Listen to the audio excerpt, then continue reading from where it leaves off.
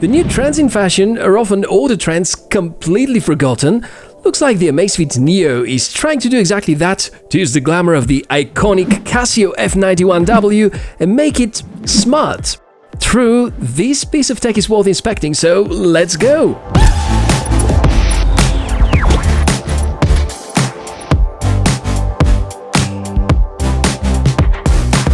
Welcome everyone, Tech for our channel, I'm Michael, and it's so good that we can review together fresh and interesting tech on the channel.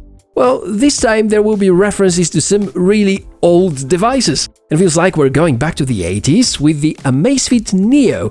The similarities with some of the iconic Casio watches are undeniable, and this is something like a bridge between modern 2020 technologies and the past. Think about good fitness trackers, remove the vivid AMOLED screen, and put instead this old-school design, and you get the formula for this body. How to say it really has competition, right now looks to be one of a kind, and the one thing I know for sure, the Casio community can be so passionate that they may tear it apart, or could be quite the opposite to actually praise the return of this retro style. No matter what, it is Amazfit, so its DNA is bound to tracking your health statistics. Priced at just $40, it's not expensive at all, and apparently the lack of fancy display lets Amazfit release one of its cheapest devices up to this moment. More affordable even than the Amazfit fitness trackers. So let's focus on the hardware inside first, and let's take it out of the box. It arrives in a... oh, that's weird. Nah, let me tell you the story. We actually have these low-cost snacks, corn sticks, which kids love so much. Some of them have a toy included inside, often a low-cost plastic toy, and sometimes there even are watches. The Amazfit Neo looked so basic and entry-level that it felt like a suitable match for a toy inside these snacks packs. I hope the Amazfit fans will forgive me for making this reference, but let's say the materials it's made of are not too far away from the quality expected to be found with the toys inside. To switch to the proper unboxing, it actually arrives in a fitness tracker-like pack, and inside the watch, the charging dock and some papers. There's not too much to study before using it, but before we actually switch it on, let me cover the tech specs. 1.2-inch STN non-touch screen, only 32 grams weight, 20mm wrist bandwidth, close to 30-day battery life, Bluetooth 5 BLE, accelerometer, PPG heart rate sensor, 5 atmosphere waterproof, backlight, and supported by the Zap app for iOS and Android. Sounds about right. Oh, and a very old school but surprisingly handy beeper. So let's put it on the wrist and talk about the usability. 4 buttons to control it. Top left is the select button. Below, it's the back button, which if pressed for more than a second turns on the backlight. And on the right, the up and down buttons, quite simple indeed.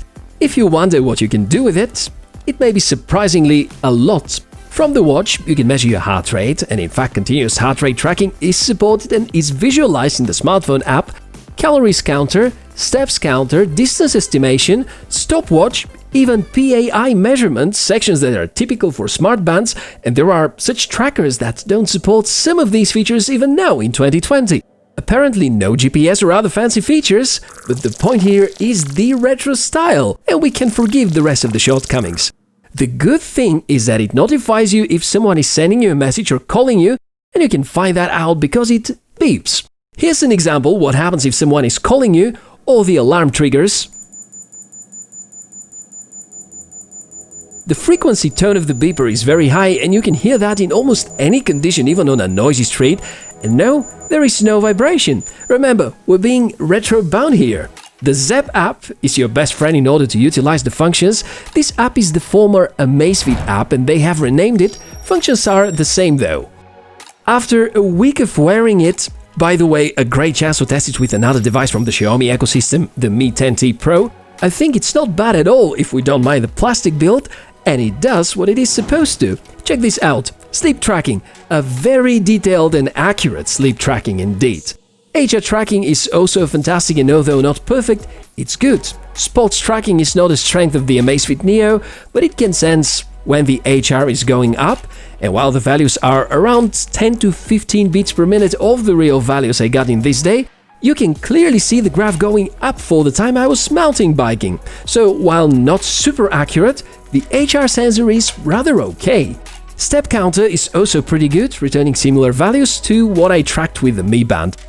And the battery life Going beyond a month with continuous HR tracking may be too optimistic, but 2 to 3 weeks are easily achievable. Now, take a moment and think about one feature that the Amazfit Neo supports way better than the rest of the smartwatches out there. Yeah, 90s kids will understand that. The alarm, no way to miss it. Now, time for listing some of the drawbacks. Not sure if you get the same feeling from the close-ups, but the build quality, it's far from perfect. Feels like the watch is done out of very cheap kind of plastic.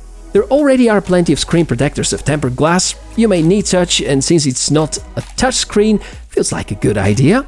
Another complaint is the charging takes the ridiculous 5 hours of time, and that's a lot. Also, I couldn't find easy way to enable the Do Not Disturb mode, and because of the light edition of Bluetooth 5 Plays, it cannot be used for keeping your phone unlocked using the native Android's Smart Lock feature.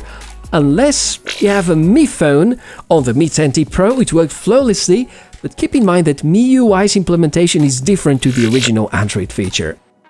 So, at the end, you can find things to like and things to dislike, but this watch is a fact and is one of these interesting tech pieces everyone would love to take a look at, but it's questionable whether we'll be really buying and using. Maybe a great match if you need to combine retro style with some health tracking, or if your heart still lives in the late 80s and early 90s and you still want some of the good stuff of today's tech, then yes, the Amazfit Neo is the right choice for you. Good or bad? Let's discuss in the comments below. My name is Michael and would love to get in touch with you there, and I'm honored to have shown you the Amazfit Neo on my channel. If you liked the video, don't forget to show me what you think using the buttons below. There's a subscribe button, the shortest way to keep in touch, and if you click this bell icon, the next video I publish will send you a notification. Will be fun and looking forward to seeing you in the next episode. Take care!